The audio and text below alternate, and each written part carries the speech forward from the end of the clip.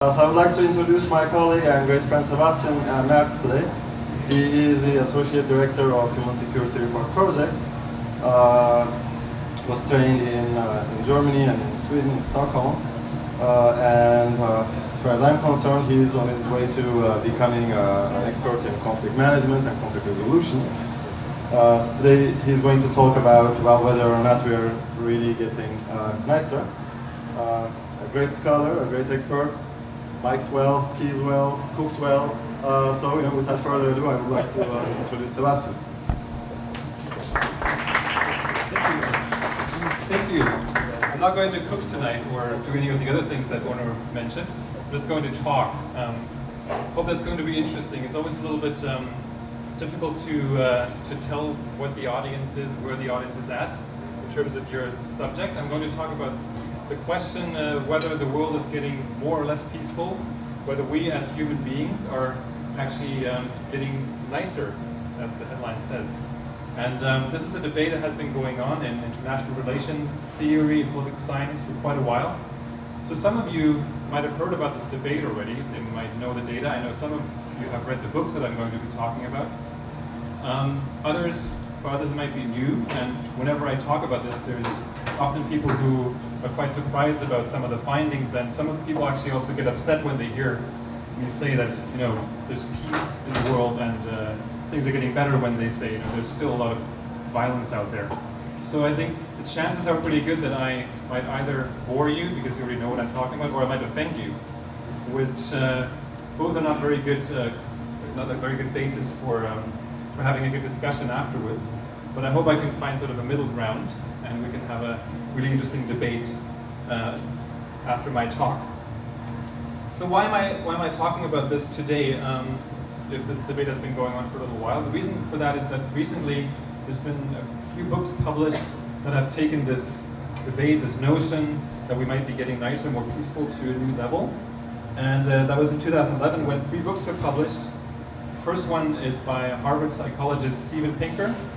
This book is called The Better Angels of Our Nature: Why Violence Has Declined. And it's quite an ambitious book. It tries to trace violence throughout human history. So it goes back to prehistoric time and tries to identify trends in violence around the world in human history. So that's surely the most ambitious book. But the same year there was another book published called Winning the War on War, in which Joshua Goldstein actually claimed, he tried to make the argument that we are in fact winning the war on war. We're about to do away with warfare. And he talks about the huge declines in armed conflict and violence since the Second World War, since 1946. And the same year, 2011, another book was published, which I'm somewhat associated with. That's the Human Security Report 2009-10, which also talked about the post-World War II declines in violence. The title was The Causes of Peace. It was trying to investigate what the causes of these declines were and the shrinking costs of war. So as you can see, I'm a little bit associated with some of these. I know the authors of the other books, so I'm not completely impartial, which is why I rely on you guys to ask very critical questions to make my life hard here. I'm trying to do my best, though, to cover all the ground, but what I'm going to do is I'm going to just introduce to you the most important arguments from these books, and I hope we can also talk about the critiques of these books and these arguments, but I'm going to leave that mostly to the discussion afterwards, because I don't want to do all the job here, but I don't want to do all the talking, and I really want the discussion to go where you guys want to take it. So hopefully we can do that after the talk then.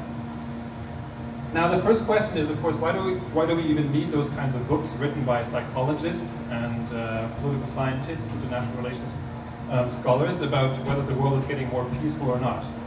Why is there no UN report that tells us that? Because after all, the UN, their most important goal is actually to prevent conflict, to end conflict, and to build peace.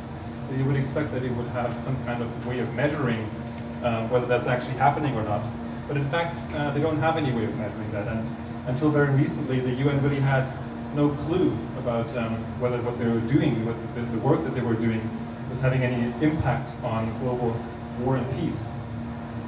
The reason why there's no official data is because security issues and peace issues are obviously very sensitive topics, and national governments are not very keen on publishing data on battle deaths, on casualties in conflict. And they're also not very willing to have UN folks come into their country and sniff around their backyard to try and find out how secure people and citizens are in their country. That's why there's no official data. And instead we have now, fortunately, some research projects that have been going on for about a decade or a decade and a half, trying to fill that gap, trying to collect data on conflict and organized violence.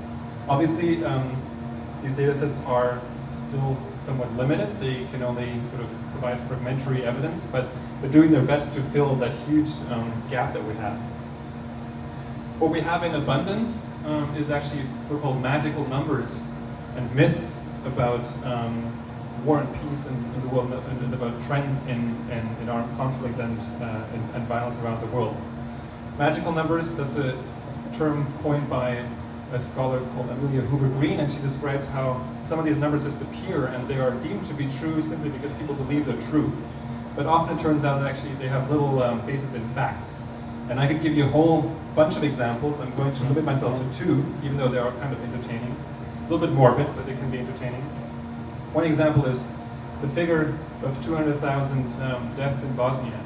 For many years, that was sort of an accepted fact that 200,000 people died in the Bosnian Civil War, until somebody tried to look up and find out where that number came from.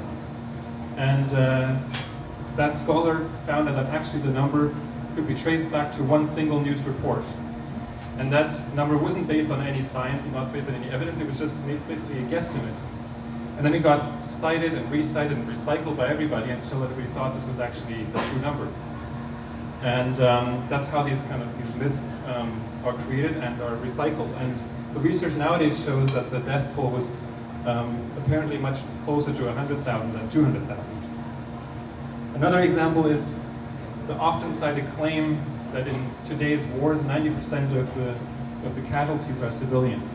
You can read that kind of claim, or that exact claim actually, in many, many policy reports, many UN reports, many NGO reports, and it's, you can hear it in a lot of conversations being cited as well. The problem with it is also that it's based on a misunderstanding. It's based on one single source again, and in that case it was a misunderstanding of what the study that is being cited was actually trying to say. Because the study was talking about the fact that 90% of the victims of today's civil wars are civilians. And victims, in this case, meant not casualties, but it included everybody who was forced out of their homes, everybody who became a refugee or lost livelihoods. And of course, these people were still affected by civil wars, but that's very different from saying that they were casualties of civil wars. And in fact, if you apply that kind of definition for a victim of civil war, the number in past wars would have been very similar. So the research actually shows that in terms of civilian casualties and civilian victims, the trend is probably rather flat. So we haven't really seen that increase in civilian victims. We haven't really seen that increased targeting of civilians that a lot of people assume is happening. I'll leave it at that. One question you might ask is, why does it even matter?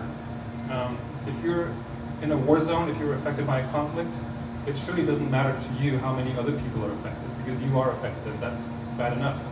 And that's totally true. For those people who are affected, it doesn't matter whether there are 100,000, 200,000, or a million other people who are affected. But it matters in a very crucial way for policy making, because if we don't have good numbers, if we don't have good evidence, we can't make good policy. We can't evaluate the policies that we have in place, and we can't find out whether what we're doing to prevent conflicts, to end conflicts, is making any difference.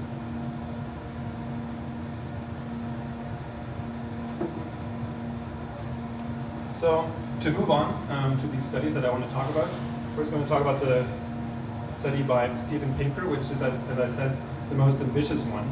It's going back, way back in history to prehistoric times, 14,000 BC.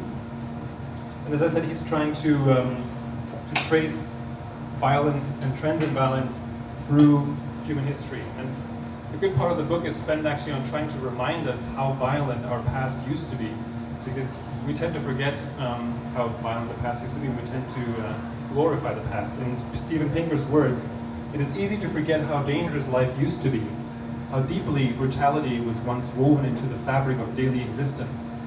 Cultural memory pacifies the past, leaving us with pale souvenirs whose bloody origins have been bleached away.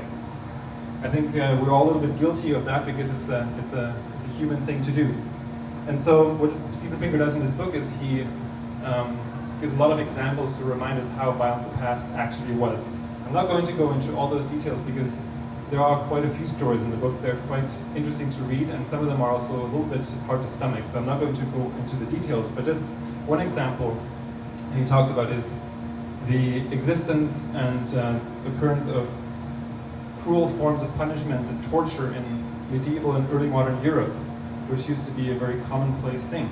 So in these pictures you see forms of punishment like burning people or breaking people's bodies on the wheels, which means people's bodies were broken, their limbs were broken through the spokes of the wheel, and people were left on the wheel to die, which would normally take several days to occur.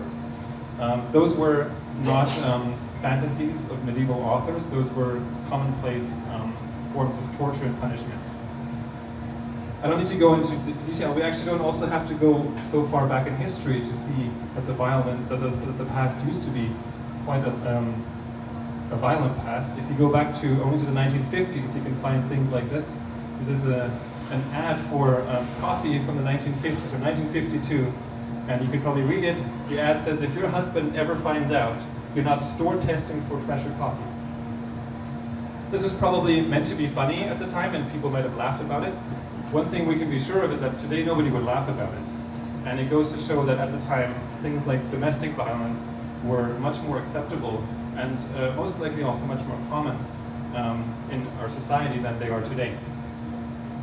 But Steven Pinker's book is not only about these kinds of stories and anecdotes and pictures.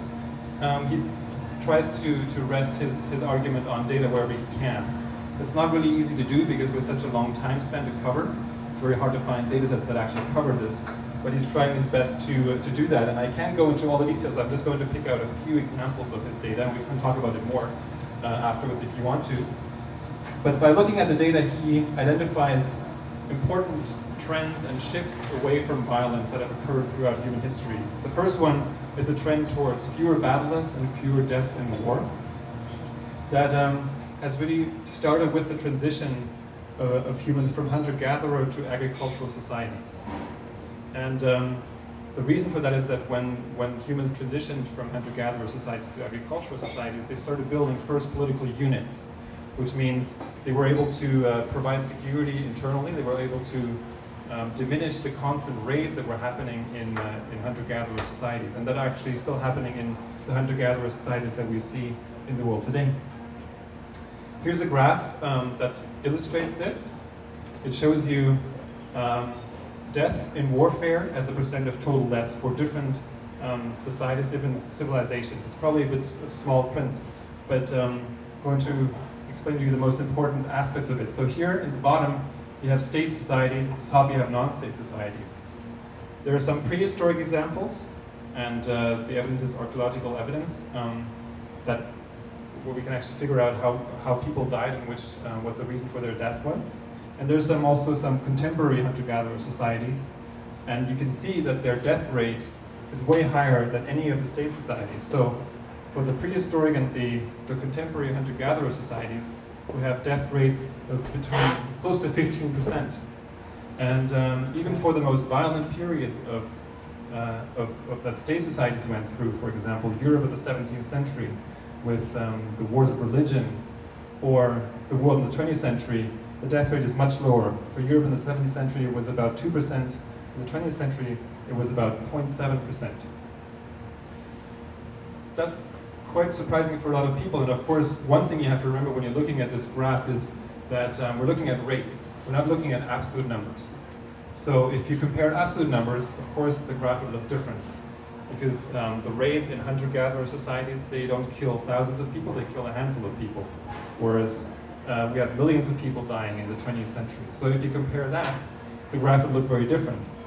But Steven Pinker makes that, this is actually a very important point of his argument, that when we're comparing violence across vast periods of time, we have to look at rates and not absolute numbers. And the reason for that is because at the time of hunter-gatherer societies, there were a lot fewer people, which means your risk of dying was also much higher. If you were alive in prehistoric times, your chance of actually dying from a war-inflicted wound would have been 15%. In the 20th century, it was 0.7%. So if you're looking at whether the world is getting a safer place, is becoming a safer place, then you really have to be looking at rates, and they seem to suggest that that's happening. I'm sure there'll be some questions about this, and I hope we can discuss them later. The second trend he identifies is a reduction in homicides that started in Europe in the late Middle Ages, and has to do with the consolidation of the monopoly of violence and social control of behavior in societies. And again, there's some data that suggests a pretty clear downward trend. Here you can again see non-state societies which have a pretty high homicide rate per 100,000 population. Here's some more recent non-state societies, examples of them. And here's the trajectory for homicide rates in Western Europe. It's quite a consistent trend downward. The third big shift away from violence is the complete or near abolition of other forms of violence that go beyond murder and conflict. And those types of violence are torture, cruel punishments, as the ones we saw in the pictures earlier, or slavery and superstitious killings like witch hunts. That started in Europe in the age of reason, quote-unquote, enlightenment in the 17th century and 18th century. And it's true that that's not a trend that's happening everywhere in the world. Some countries are lagging behind a little bit. Some regions are lagging behind a little bit in some respects. So we know that in the United States there is still a form of cruel punishment called the capital punishment. But even here you can see that the execution rate in the US has dropped precipitously from the 17th century to getting close to zero in the 2000s, even though there's still people being executed, unfortunately. But the trend is quite clear again. Finally, there is a fourth trend, which Steven Pinker calls the rights revolutions, and they refer to an increased respect for and protection of human and other rights. Now, that is actually quite difficult to measure and difficult to quantify the status of different human rights, because it's hard to count them. So what Steven Pinker does instead is he has a graph that graphs the use of the terms civil rights, women's rights, children's rights, gay rights, and animal rights even. And of course, that doesn't mean, if you're using the word civil rights, doesn't necessarily mean that the status of civil rights is increasing. Same thing with the other ones. But as the use of these terms increases, as people are talking more about these rights, I think few would dispute that around the same time period, we have also seen large improvements in the status of civil rights, women's rights, children's rights, gay rights, and even animal rights. Now, the big question, of course, is what explains violent and non-violent behavior? What explains these declines? And since Steven Pinker is a psychologist, his explanation goes to the individual level, sort of. He's trying to find the answer in cognitive science and the way the human brain works. So he asks, what explains violent and non-violent behavior? And his argument is really that humans aren't inherently bad, nor are they inherently good. They do have the capacity to act aggressively. At the same time, they also have the capacity to control their aggressions. And aggressive behavior and peaceful behavior are all driven by different motives and psychological systems that are located in different parts of our brains. I'm not going to go into those details because I'm also not an expert on this, but you can read them in his book. But just in a nutshell, he talks about the 5 inner demons, which are motives for aggressive behavior. That's predation or instrumental violence, meaning violence to achieve a certain end. Dominance, revenge, sadism, and ideology. And these 5 demons are counterbalanced by 4 better angels, hence the title of his book. He's referring to the better angels of our nature that Abraham Lincoln talked about in his inaugurational speech. And those 4 better angels, according to Pinker, are empathy, self-control, moral sense, and reason. And what determines whether the inner demons or the better angels get the upper hand is, according to Pinker, the social context that we're living in. So the society that we're living in, the times that we're living in, determine whether we're more likely to act aggressively or we're more likely to act peacefully. And that's what explains, in Pinker's theory, the declines in violence, because there are important shifts, historical shifts that he identifies, and that other researchers have identified as well, that actually favor the better angels over the inner demons. The first of them, I've already mentioned, is the monopoly of legitimate use of force controlled by the state and the judiciary. That is really the case nowadays in almost every state, almost every country. There's exceptions, but in most countries there is a monopoly of the legitimate use of force.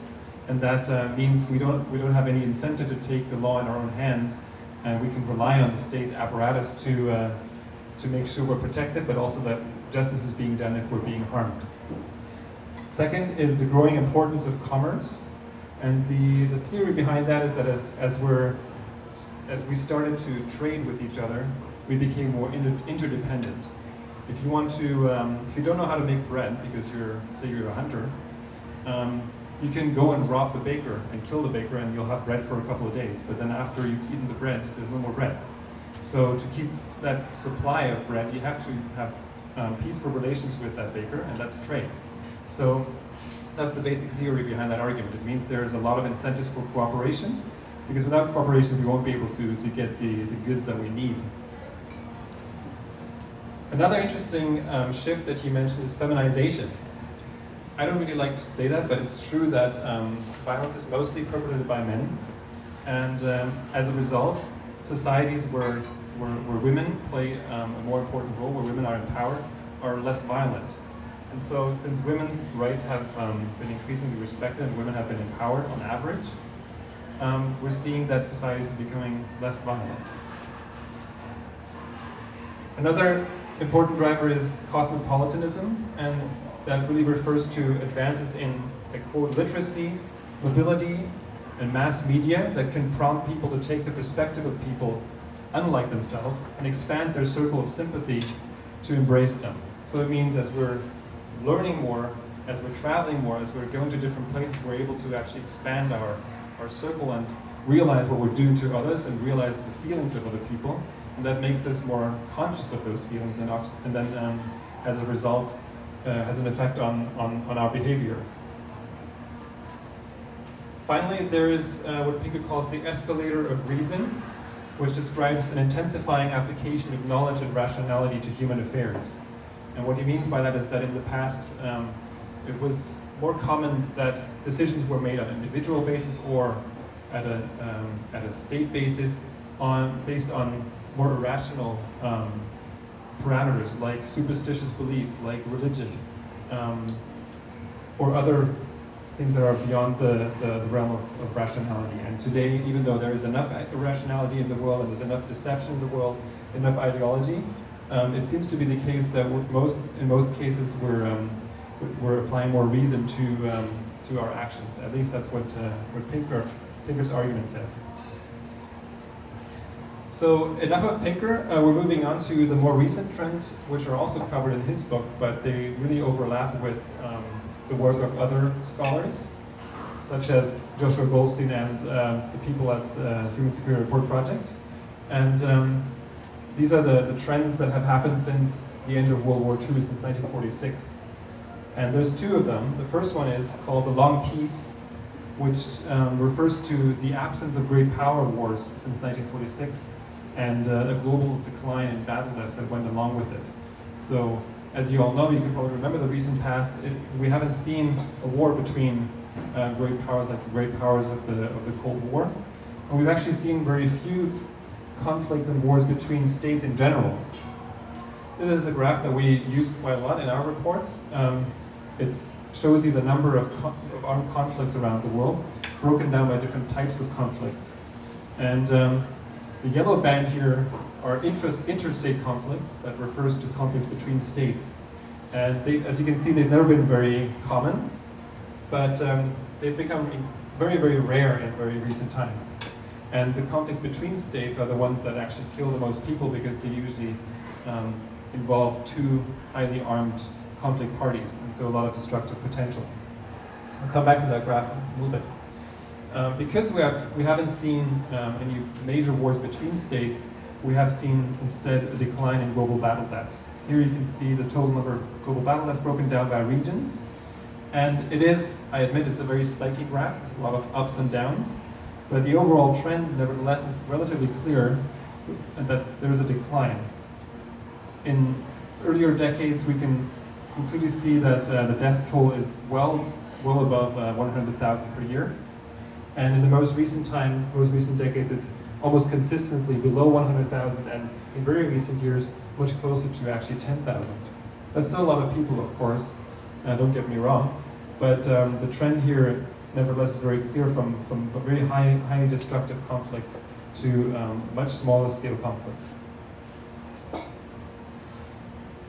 The other trend, the last one that I want to talk about, is the new peace, which refers to the very recent period since the end of the Cold War, where we have seen a decline in the number and deadliness of civil wars. Because in the graph that I showed you earlier, you can see that while we have seen very few interstate conflicts, the number of intrastate conflicts or civil wars, here that's the red color band plus the blue color band, has increased almost consistently all the way to the early 1990s. Since then, it has dropped quite significantly as well. It's still at a fairly high level, and it's recently been at sort of stabilizing at that level of around 30 a year. So that's still a pretty big number. But we're seeing also that most of these conflicts are actually fairly small scale, whereas the high intensity conflicts, those conflicts that kill more than 1,000 people a year, have declined significantly since the late 1980s, since the end of the Cold War. Now, very briefly about the explanations for these more recent declines. There's a lot of literature about these different declines, a lot of people trying to explain and account for these declines in different ways. And the interesting thing about the long peace and the new peace is actually that they seem to be overdetermined, which means there are so many plausible causes and explanations that we can't really figure out which one is the real explanation. And most likely, there are a number of explanations that are working together to explain this. I'm only going to cover the most important ones. First one, obviously, is quite straightforwardly the end of the Cold War. That's one big driver for the new peace I was talking about. The Cold War was fueling a lot of civil wars around the world through material supplies to conflict parties, often on both sides, but also by supplying ideological support for the conflict parties. And when the Cold War ended, obviously that supply of resources to conflict parties ended as well. Second is the democratic peace theory, which really talks about how democracies behave and how they, whether they go to war or not. And the research shows very clearly that established democracies almost never go to war with each other. It's true that democracies sometimes fight non-democratic regimes, as seen in the US invasion of Iraq or the NATO invasion of Afghanistan. But it's true that democracies almost never fight each other. And we have seen a pretty significant increase in the share of democratic governments and the share of democracies around the world, from around 30 for most of the period between 1946 and the early 1980s, up to almost 60. So that is probably a powerful explanation for some of the decline in violence and armed conflict around the world. Third is the economic peace, and that is quite a similar argument to what I was talking about earlier in Pinker's terms about commerce as a driver for peace, except that in this case it applies not to trade between individuals, but to trade between countries. Nowadays, countries are becoming more and more economically interdependent, that the costs associated with going to war are just exorbitant. And also, if you needed resources, if your country needed resources that your neighboring country has, it's almost always significantly cheaper to just buy it from them rather than to try and invade them and take the stuff by force. So I always use that example because people are often concerned about the conflict between the US and China, and there are enough tensions going on there for sure.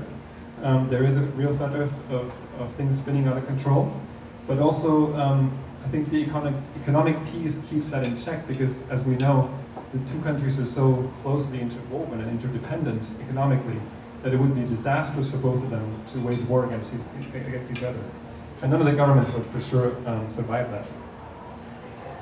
This is just an illustration of globalization, which we could have a whole other talk about, but the increase in global trade, just in the developing countries, as you can see, the foreign direct investment has skyrocketed in the last 20 plus years.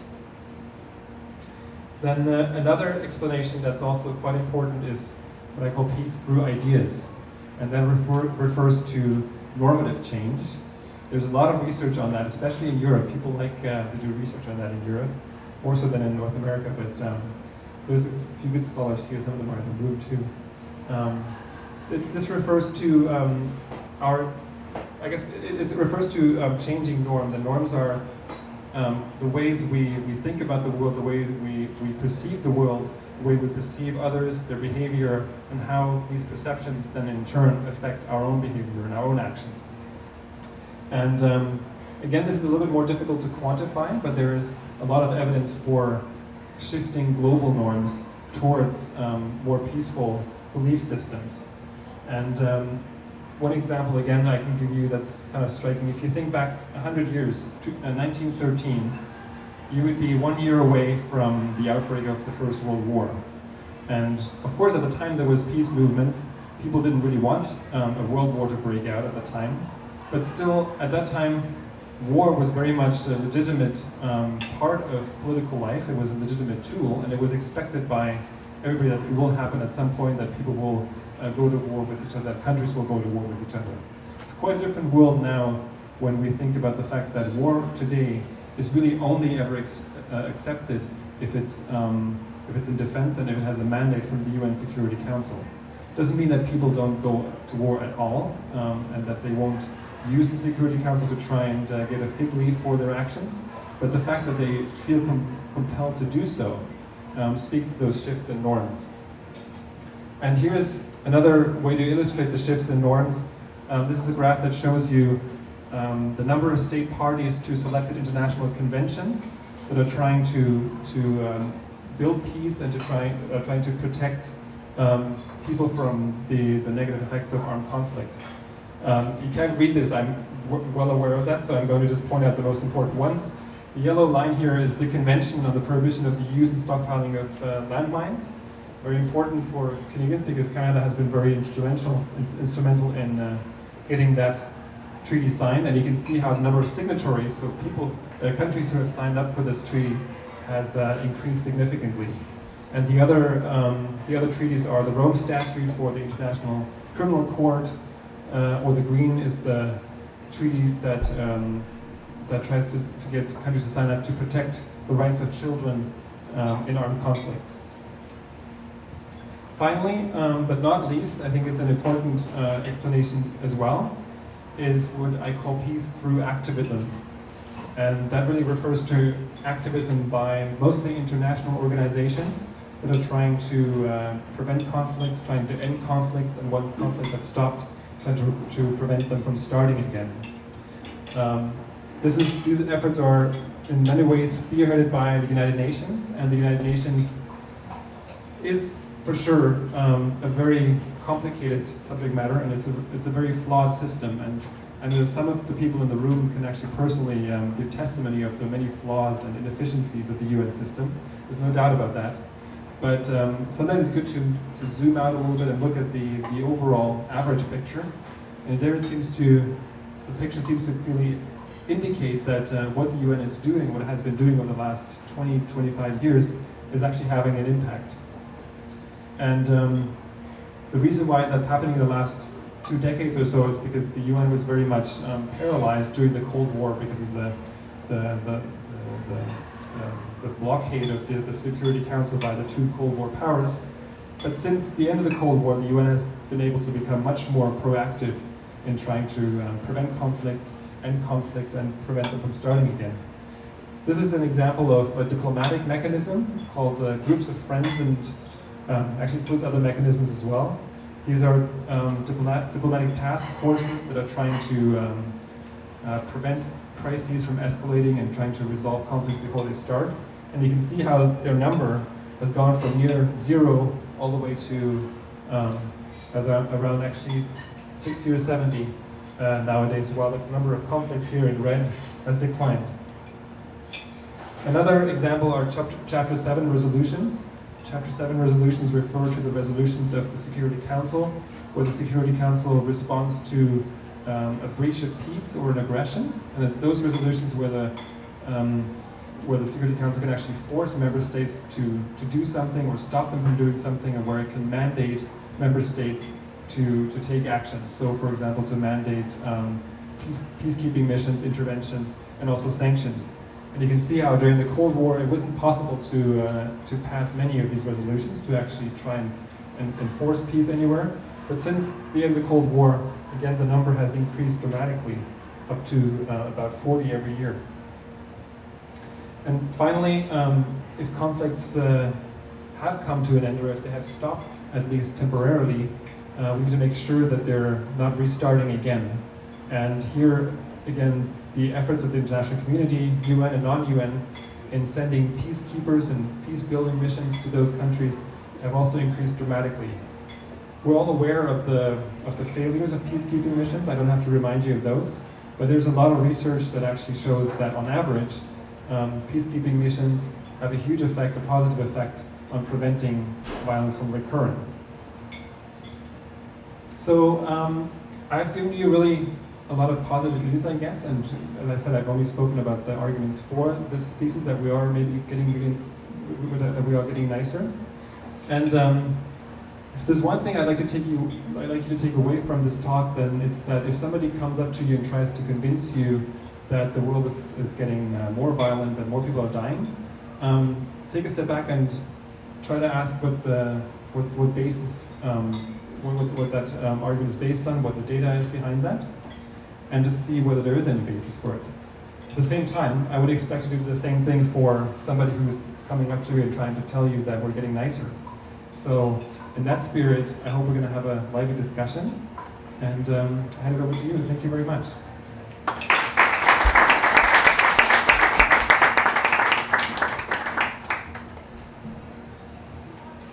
I have a question. Okay. Jared, So please. you talked a little bit about the cosmopolitan nature, that we're getting to know more people, that we're getting to accept other people's cultures and trends. And you talked a little bit about the activism of organizations. And both of those, to me, touch a little bit on the rapid expansion of technology and interconnectedness over the past 20 or 30 years. You didn't talk about technology specifically. Do you have any thoughts around that? No, I didn't talk about technology, but I think that's a huge driver of that. I mean, if you read Steven Pinker's book, he talks quite a bit about the invention of printing and the printing press. So that was really the first technological leap that allowed that shift towards cosmopolitanism to happen. And I think what Gutenberg's press used to be in the 16th century are the technologies that we're talking about nowadays. It allows us to spread information, know more about what's happening across borders, what's happening in the next village, what's happening at the other end of the world, and trying to understand how people there feel and what their needs are. So I think technology plays a huge role in that. My question was a shameless plug for peacekeepers. Yeah, and peace keys are actually also one of the things I forgot to mention about the drivers of peace. Yes. How do you know that that's true, though? I mean, how do you quantify that we're becoming more cosmopolitan? That's a good question. How do you quantify that? I mean, you can only ever do that indirectly, of course, because you have to basically do long-term studies, longitudinal studies, where you interview people over long periods of time to see whether that changes. But there are indirect ways of doing that. I mean, one way would be just to measure the flow of information, and measuring the increase in that, and then that would suggest that we do know more about each other. The causal link between the two, whether that actually leads to cosmopolitanism, that's another issue. That's something that would be very difficult to actually prove. And in social science, we often have to make do with indirect evidence and with some plausible, compelling arguments when we can't really actually prove for sure that that's the case. So it isn't more than a plausible argument for sure, but there is some evidence that would suggest that it's quite right. I want to counter Jared's point there. I've had this debate with other people in the past, and a lot of the things that come up is, yeah, that people may be getting nicer or more or less violent on a personal individual scale, but the scale of military spending and the military industrial complex has grown amazingly a bit. And that's not something we have a graph of right now, but it'd be really interesting to see it. You could have that. Military spending person to that, and it's the, okay, is that getting bigger? This is the military budget. It's not showing over time. No, it's not. Yeah, but this at the UN they have a running counter that basically tabulates the amount of spending that started at midnight every day. And this is military spending, and this is spending here. And this is meant to be a bit of a Well, this is good. But I'd like to see how much that is, and I think it ties back into how much damage one person could do. And something I always brought up is like drones and like nuclear weapons and all that kind of stuff. So kind of following on Jared's point of technology possibly being a driver of peace, you could definitely make a case of technology being a cause or a perpetrator of not necessarily more violence, but more intensive or like expansive violence of some sort. So I think that's probably a major point of this whole argument that needs to be addressed.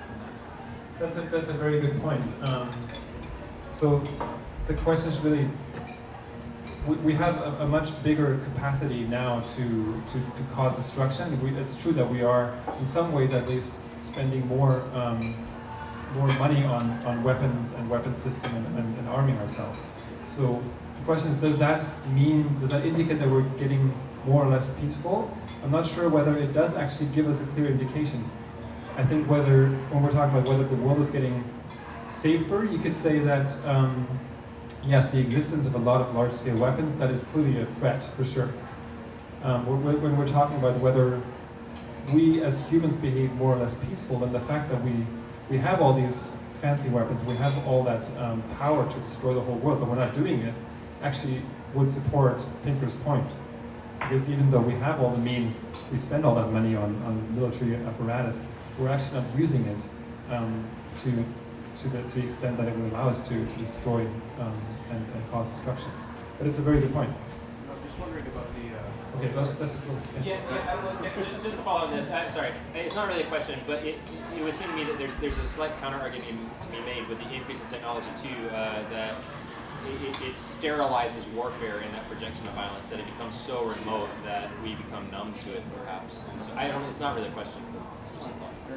Sorry, actually, to your point, I was reading this Pinker's book, and it actually mentions at some point that it's remote. I mean, the numbers that we see here, it's the effect of me sitting in one room and pressing the button and thousands of people dying somewhere, as opposed to me grabbing a spike or something and going and actually killing people and seeing that people are dying by my action, you know? So it's easier to kill people in larger numbers today as opposed to like thousands of years ago. So again, that's to Pinker's point somehow.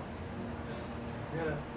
I was just going to bring up the, I mean, it was kind of, you were mentioning it as well in terms of the amount of money that's being spent on arms and that type of thing. I mean, particularly in all of, like the United States is a prime example of the amount of money that's being put into the sort of the military industrial complex, but also the how much influence that weighs on the economy and you know how much influence that does therefore have on policy and what happens, you know, if you have a lot of people who are tied to the arms industry who then go into politics and so on and so forth. I mean, granted, we're not necessarily going out and going to war on a massive scale, but at the same time, it seems to me that there's a lot more influence of arms manufacturers, people who are tied to the arms industry, who are making a lot of money off of the government choosing to spend a lot of money there.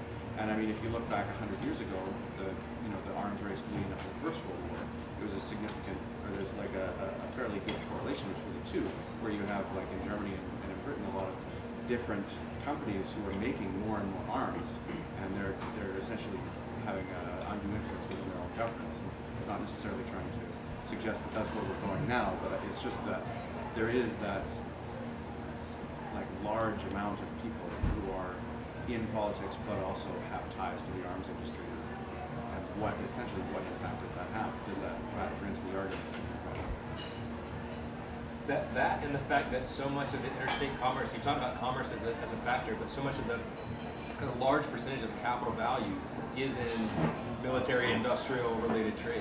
And like components being, I mean, the landmines really is a good example. How when they were trying to do the landmines or ban landmines, essentially it was, well, you can't tell GE that they can't make one particular part because it goes into landmines when that particular part also tends to go into other things like your laundry machine at home, right? So it was this.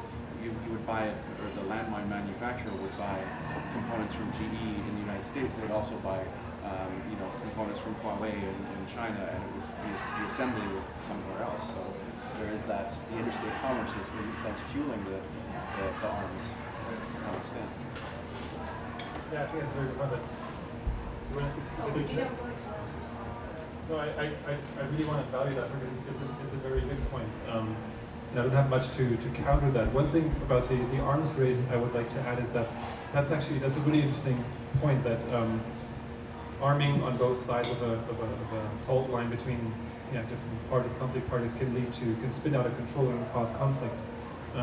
However, one argument why that would support Pinker's thesis would maybe be that nowadays we have much more means to prevent that from happening and to prevent that spiral from spinning out of control, because we have means of sharing information. We have a lot more relations between countries, a lot more means of communicating, a lot more international fora where we can just discuss things.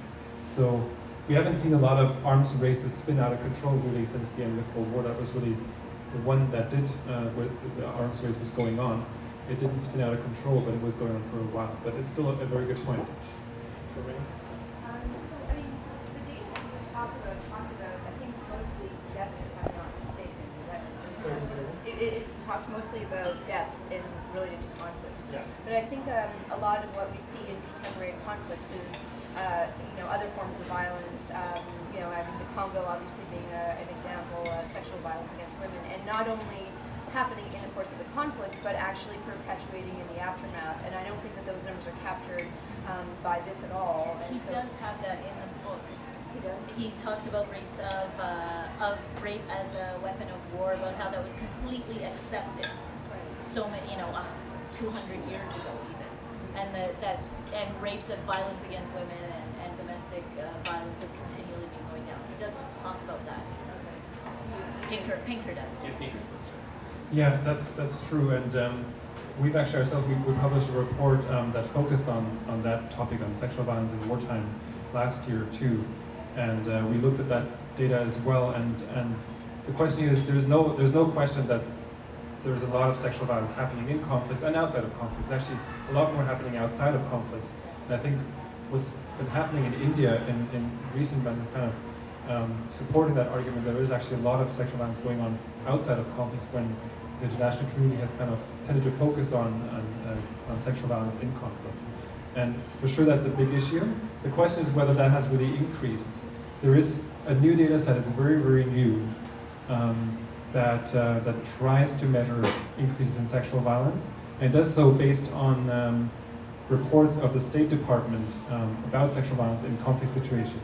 And it does show an increase in the early 2000s and then a decrease again. But at least we at the HRP, we have some serious doubts about whether the increase is real, and simply because it coincides with the time when the issue of sexual violence became much more important in the international community. So we have no way of really knowing what was caused by just people looking for it more, talking about it more, and what was actually a real increase. We unfortunately don't have good data to show that. But maybe to add to your point, there are certainly things that are not measured here. For example, homicide rates, it's really difficult to find good homicide rates on a global basis, and for a long period of time, we don't have data going back further than the 1970s. And the data from a lot of developing countries is really, really bad. So we can't make too many bold statements about where homicide rates are heading. It's very clear that in Latin America, especially Central America, well, actually only Central America, they've been heading upwards in the last decade or two, very dramatically actually. It doesn't seem to be the case elsewhere in the world, but again, the data is very bad. And maybe since we're talking about this, and I haven't really been talking about the limitations of the study and the counterpoints, then we'll get to your question. I won't forget about you. That's obviously one of the main weak points of all these arguments is the data.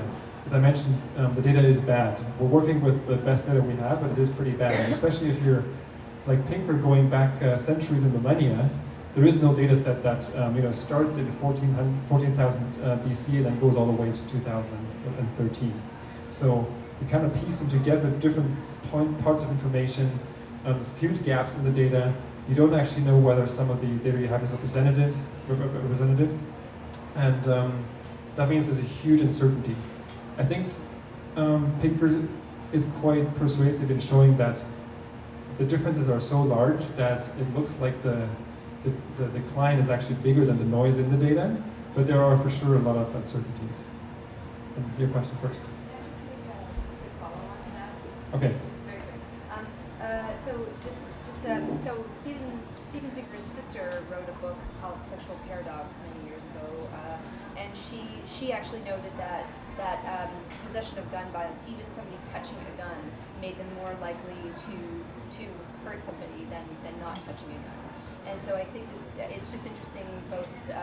It's related obviously to the amount of arms out there, but also noteworthy that we now have for the first time a global arms trade treaty that was signed 2 weeks ago, and hopefully that will really impact. Sorry. Just wanted to kind of look at it from a local point of view, from a Canadian point of view. Is, do you think us as Canadians are having any effect on bringing peace and making the world any nicer? Because I mean, the world view of us is. I have a friend of mine who just took a tour in Afghanistan. He was basically telling me that the Dutch, the German, and the United States Army, whenever they're going into a very conflicted area, they would put Canadian patches on their shoulders. This is kind of a known fact, and whether that's true or not is always boggling my mind, because I always thought of our government as a very passive, sort of a follow in the footsteps of the United States kind of government. So I always wondered if there's an expert, if somebody who actually knows for a fact whether we are a peacekeeping country, we are trying to make the world a better place. And that graph that you showed with all the treaties and sort of things that we join to make this a more peaceful kind of world is something that the Canadian government is involved in. I'm sure that's probably not in the book, but if anybody, you or Renee or anybody else in this room, I just kind of want to know if this has got a speck of truth to it. I won't claim to be an expert, but I certainly have thoughts about this. Saying that Canada is a peacekeeping country, I don't want to get political, but it's probably fair to say that it's not really anymore, because it's really not a priority of the government. They made that very clear, that they want to get away from that idea of Canada as a peacekeeping country. They want to more shift towards Canada as a military power. I don't think I'm saying anything that's not public knowledge. But Canada has been a leader in peacekeeping and in a lot of the normative change that's been happening for sure. Now the question, can you actually show an impact that one country had? Definitely not. Remember we talked to the British Department of International Affairs at some point, and they wanted to prove that what they're doing had an impact on global peace. And we just said, no, you can't do that, because it's not possible to make that link between one organization or one country and global trends. And but Canada was for sure, and is for sure, part of that global effort to prevent conflicts and to prevent them starting again. And in that sense, it truly has made a difference. And you can, in some cases, it probably didn't work out. Canada was involved in Rwanda and wasn't able to really prevent that from happening. But on the average, as I was saying, the research shows that those things that Canada is involved in do make a huge difference. It's impossible to prove the clear link. You can't put a number to it, or no, and you can't put a number on it. You can't trace it back to one country. But what is quite clear is that overall the efforts that are being undertaken, even though a lot of them are ineffectuous and a lot of them don't work out on average, they seem to have a pretty strong effect. And so anybody who's involved in this is part of that as well. Do you mind if I ask Renee the same question? If anybody has anything to add, please go ahead. Sure. Well, I mean, Sorry. again, I'm no expert again, but I mean, yes, I mean, generally that's true. Canada was much more involved in peacekeeping missions until the current government, and these days it's tending towards more military. And we would have never been involved in something like I don't think the Libya operation before. Although no, well, sorry, I take that back. So it's fading away is what you're saying. It's not. Yeah, but Canada's also pulling out of different international treaties as well. I mean, not necessarily military related, but that's the trend within the Conservative government has been away from a lot of what had been in place under the Liberal administration before. And that includes peacekeeping, and that includes treaties like the ones that we've seen before. But I'm also no expert in this issue. So. Maybe to add that, I think it's an interesting point that you raised, because I think there's a real threat too there. You can see that Canada is becoming less interested in those issues, and Canada's really not the only country where that's happening. You can see that in Europe, a lot of nations are mostly concerned with their domestic problem, with the debt crisis, so they have less resources, political resources, to actually focus on trying to fix problems elsewhere in the world. America, the US is doing a big turn inward after a decade of being very involved abroad, not always in the right way.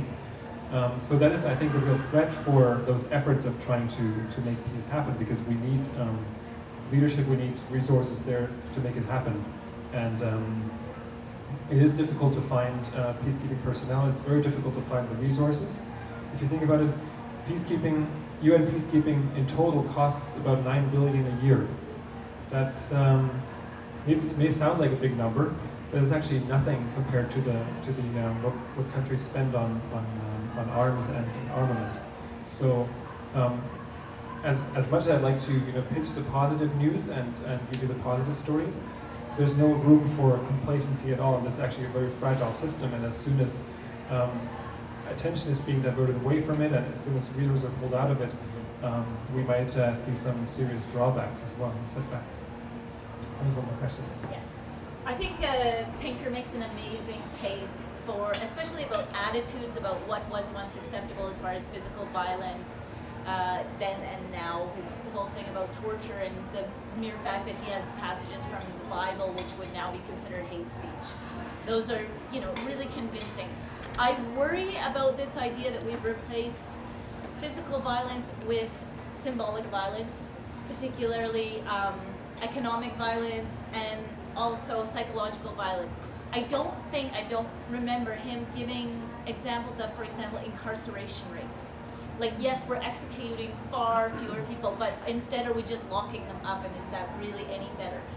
And just from my own personal life, I have a family where my dad was 50 when I was born, and my mother was kind of average age, and there was always these conflicts about how to rear children, which was my dad just thought, slap her.